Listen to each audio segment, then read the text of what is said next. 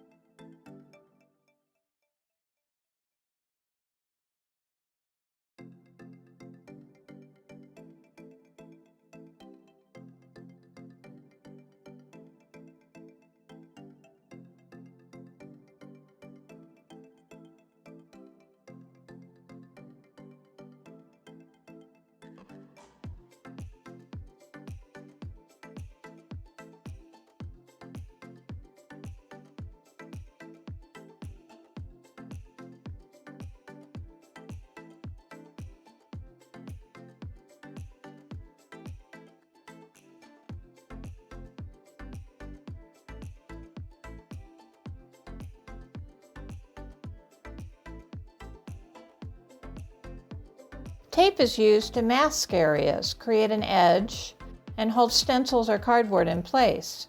Removing the tape reveals the edge.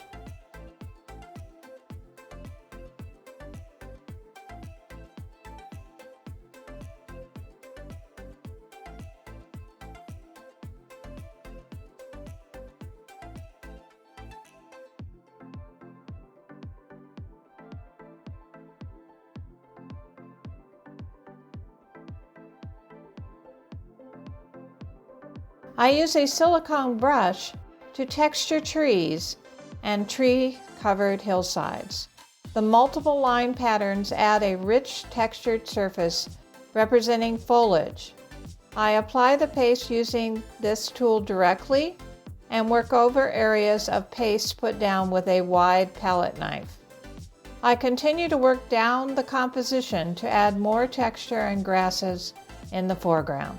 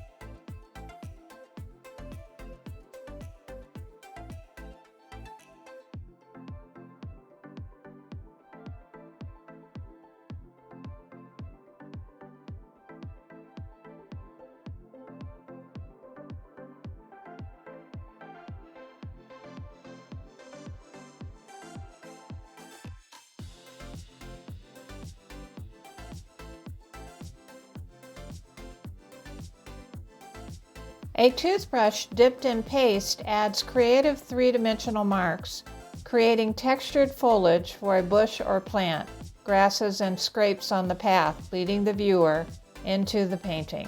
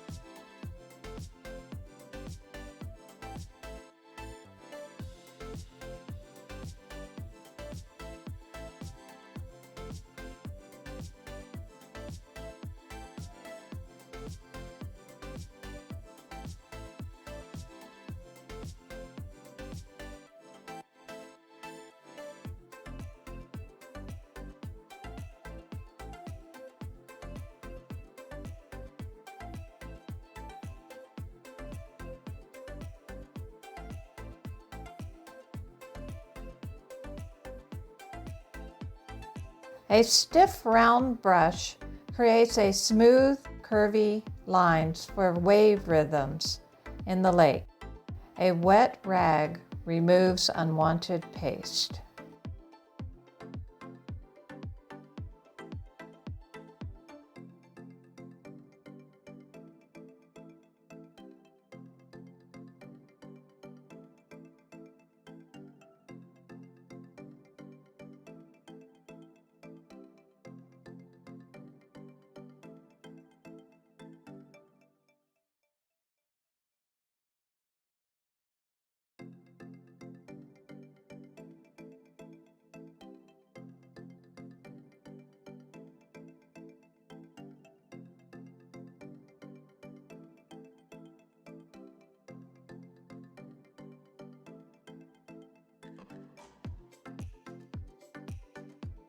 Stencils are used with a wide, flat palette knife for adding thin, textured layers to the composition for rocks, stones, gravel, logs, grasses, sticks, and water ripples. I pre-cut some stencils for large rocks and logs and other prominent features in the landscape, like the grassy lake edges, out of recycled cardboard. I use other stencils from my collection for gravel, small rocks, and water ripples. Repeating the stencils in several areas of the composition adds unity.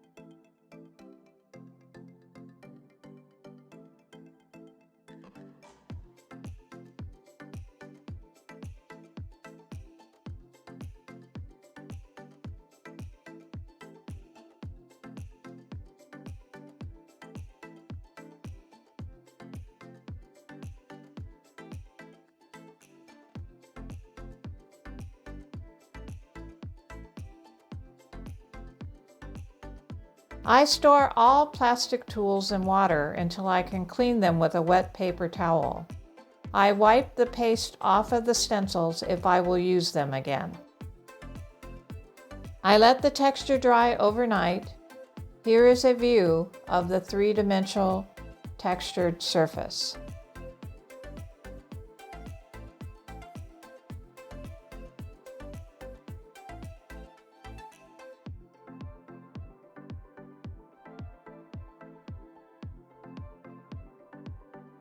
The next day, I review the texture and use an old dental tool to carve away dry spackling paste to create edges and details.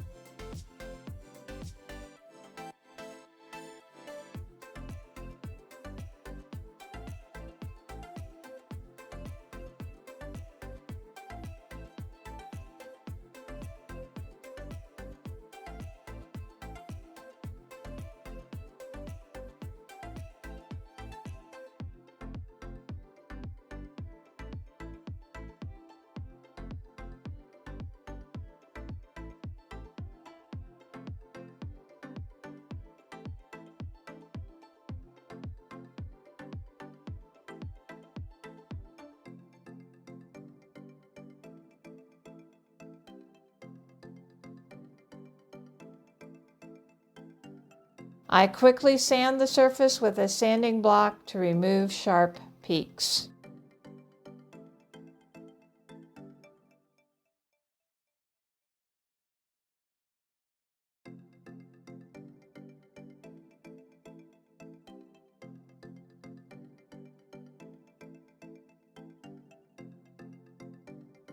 I use a large, stiff brush to remove loose particles.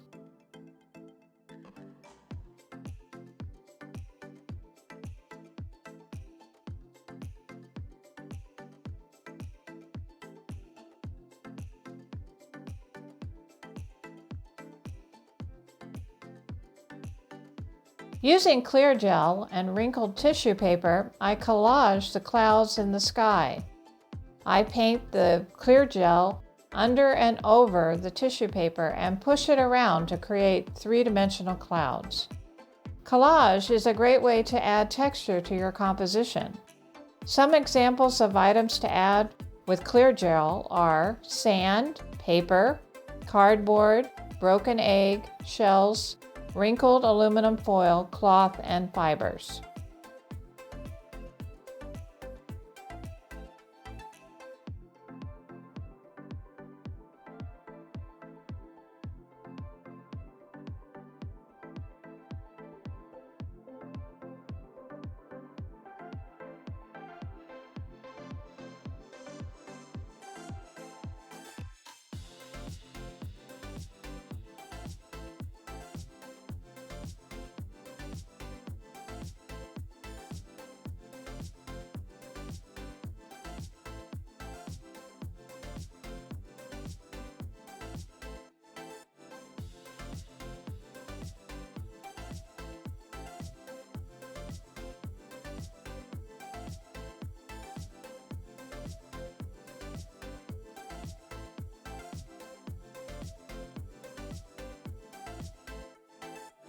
After the three-dimensional texturing is complete, I move to the underpainting step.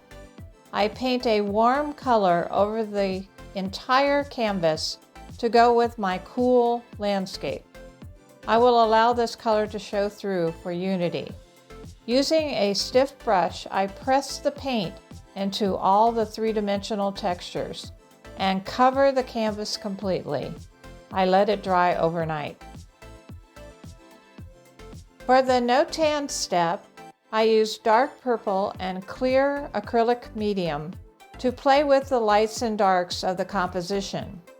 I start painting the shadows and dark areas, pressing the paint into the areas.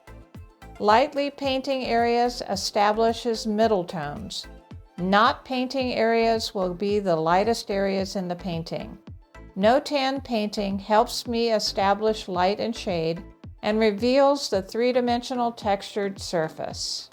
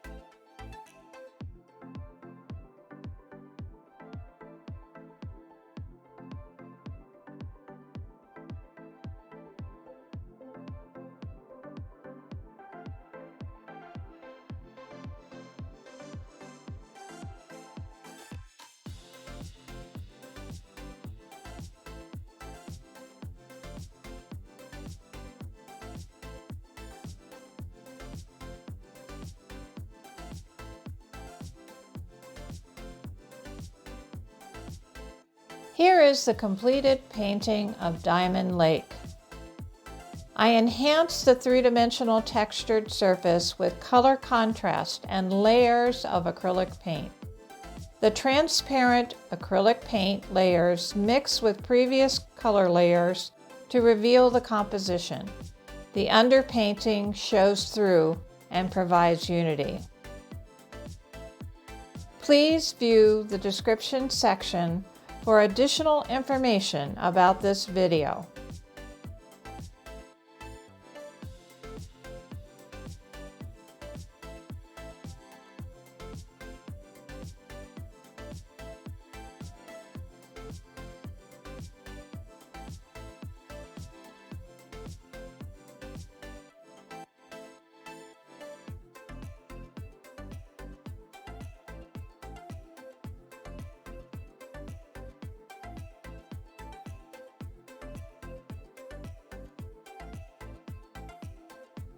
This side view of the painting shows the three-dimensional texture on the surface of the canvas.